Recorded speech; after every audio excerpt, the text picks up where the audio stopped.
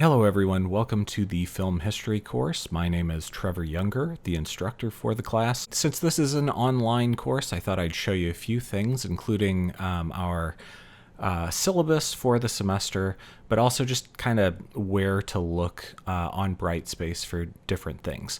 I have Brightspace opened right here. And my Brightspace may look slightly different than yours, but you should have the option for the film history class. And if you go in there, you'll see some similar things. In my case, I have all of our lessons laid out here, but you won't be able to see those just yet. You'll be able to see lesson 1 and syllabus and course overview, but the other things will populate week to week. So basically, how the class works is every Monday, I'll open up a new lesson. You'll get a new assignment for that lesson as well. And each of those assignments are included in the lesson video at the end of the lesson. So if at any point you need to refer back to what the writing prompt is for any given week, you can go to those lesson videos and just check that out right at the end there. But I will have you look at this thing first. If we click on syllabus and course overview, and then under overview, under content, that's where you'll actually see the physical syllabus. And a lot of this stuff is kind of common in SWIC courses, so I won't go over everything in detail, but we'll go over a few things. So one is it's spring 2025. The course is Film 215. It is an internet course, so that means no meetings in person. I am available on email if you have any questions about anything. It usually takes me 24 to 48 hours to get back to you. If you have anything that's like pressing or urgent, you can always reach out to me via my personal email, which is trevor.younger, that's just my name, at gmail.com. But for anything that's kind of official, like if you're asking about a grade or why I responded in the comments for one of your assignments a certain way, make sure that that's from your SWIC .edu account to my swic.edu account, but you can always hop on Gmail and say, hey, will you check out your I sent you an email on the swic.edu account, and will you check that out real quick for me because maybe a deadline's coming up. Okay, so this is a class that counts as 3 credit hours. So our lesson videos are never 3 hours long, but you are expected to go out and like watch a film, which would account for the extra time, and then you have to write about those films. Most of these things are available on Max, the streaming service Max, like most classic movies are, but for the first portion of the film, most of those films are in the public domain. You can find those things on YouTube for absolutely free, and you may be able to find these things elsewhere too. So you could find a lot of these films at your local library, potentially at the SWIC library too. But if you can't, or if you're just looking for ease of access, Max is probably the easiest way to do things. Okay, so my email is listed here, trevoryounger@swic.edu. That's trevor.younger at swic.edu. My name is spelled a little bit weird, but you can just copy that right out of the syllabus if you need it. Or I think there's an option to email straight out of Brightspace, which is fine as well. So course description, this is a survey of the history of motion pictures with an emphasis on important cinematic movements, directors, and technological innovations that have impacted the direction and the art form. Essentially, what we're doing is we're working our way forward in chronological order to a certain point in film history, but as we reach, the 20s and 30s, things start to get really striated. Like film is popping up all around the world, so we may jump from Germany to Russia in a single lesson, and there's a little bit of time jumping around, but we'll mostly go in chronological order to try to keep things making sense, I guess, or keep some kind of continuity with history there. So course objectives, by the end of the semester, you should be able to do all of these things. Identify distinct cinematic movements, genres, and periods. Explain the distinguishing features of the above. Identify important film directors and the characteristics of their work. Explain how technological developments have affected the art form, and analyze how social, political, and economic contexts have influenced films, and how films have at times influenced society. So yeah, you'll definitely get all of those things throughout the semester. Obviously not all of those things with every lesson, but some of those things all of the time.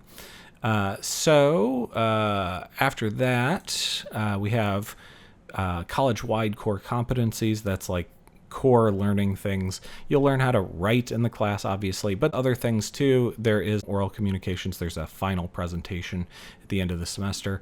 There's also computer literacy, because you use a computer the entire time. So I would think that those things should be checked, but they're not. Regardless, you'll get those things from this course. There is no textbook required for the course. There is a little bit of reading, but those things will be assigned and they're free to read on the internet. So if you've bought a book, return the book. There's no need for a book. I don't think that you bought a book, but hopefully you didn't. Anyway, grading procedure. Each student's grade is based on the following things. Online writing assignments, and I'll talk about that right at the end. Those are worth 50% of your overall grade. They are throughout the entire semester. There are several of them. Exams, there are 2 exams. There's a midterm and a final exam. Combined, those things are worth 15%. I think the final exam is worth a little bit more than the midterm. There's a final paper that is also worth 15% of your overall grade. There are checkpoint items with the final paper, so it's not just the final paper that makes up the 15%, but the final paper itself makes up the vast majority of that 15%. There is a final presentation that is worth 10% of your overall grade and is much more lenient in terms of grading than the final paper. So I like to think of it as an offset if you're a little bit worried about MLA research papers. If you're worried about your grade because of the final paper, if you do well on the presentation, you can kind of offset that grade. Finally, there's a participation grade worth 10% of your overall grade. There will be a couple of assignments that are outside the bounds of these other 4 items that goes into that participation grade, but also your overall participation in the course, completing all of the assignments. If you have multiple zeros, you'll see your participation score have deductions there, right? So just make sure you do all of the assignments as completely as possible, and you should have nothing to worry about there. There is a course schedule listed here, but it's kind of blank right now. I wouldn't worry about it too much. I would just go week by week. So we'll start with like the precursor to film, right? These little films that aren't really narratives, and we'll move forward into actual narrative shorts in the silent era, and then feature films and sound and all that fun stuff. Remember, we're moving chronologically for the most part here. Attendance policy, I don't have anything listed here because we're an online course. Something to note though is I will publish your assignments and your lesson videos every week on Monday. So you can check in on Monday if you want, but if you are an early bird, you may be there too early before things are actually published for you. But Tuesday's a good idea. If you want to check your stuff out on Tuesday, it'll certainly be up at that point. And then you have the entire week to watch the film and write about it and stuff. Most of the time I see people do this stuff toward the end of the week, which is okay if you actually have the time at the end of the week to do it. So there are times that the films that are assigned are quite long. There are some times that you'll have to watch more than one film, and that takes time, and writing about it takes time as well. So make sure that you pace yourself properly for these assignments. Okie dokie. So back to this online writing assignments. This comes in the form of a blog, which you'll have to make in our very first week here. So you create a blog where you write every single week, and these writing assignments need to be, in my notes, 2 pages if they were written out double spaced with 12-point font. But the much better way to measure these things, especially if you're writing directly in your blog, is 5 fully formed paragraphs. That means 4 to 6 sentences per paragraph is a good idea. An introduction and conclusion is also a good idea, but not necessarily required. You can maybe introduce things in just a sentence if you have a lot to write about in the body, right? Like you have at least 5 paragraphs that you just want to write about the film, then maybe you don't have to do a big intro or conclusion. These are fairly informal, so you can write about your own thoughts and your own opinions, but there are writing prompts for each lesson. So you get to the end of a lesson video and it will tell you what you should be vaguely writing about, but how you choose to write about things within that framework is totally up to you. If you want to go out and research, I think that that's a great idea, especially if you don't feel like you have enough to say on your own. But if you feel educated on something, like let's say there's a lesson that includes The Wizard of Oz, and if you've seen that several times and you know a lot about that particular film, you might not need to go out and research beyond what you already know. And that's 100% okay. When we get to the final paper, it's a little bit different. It's a formal research paper. No longer can you write about your own opinions on films, but we should get to a point where your writing is pretty good before you get to that actual final paper. So just, it is a little bit different than your final paper, which is a formal MLA research paper. That means no opinions, no. And if you've never made a blog before, that's 100% fine too. What I highly recommend is that you use Blogger. That's just blogger.com. And if you go there, you may not even have to sign up for it. Blogger is owned by Google, so if you have a Gmail account, you can just connect that thing right away.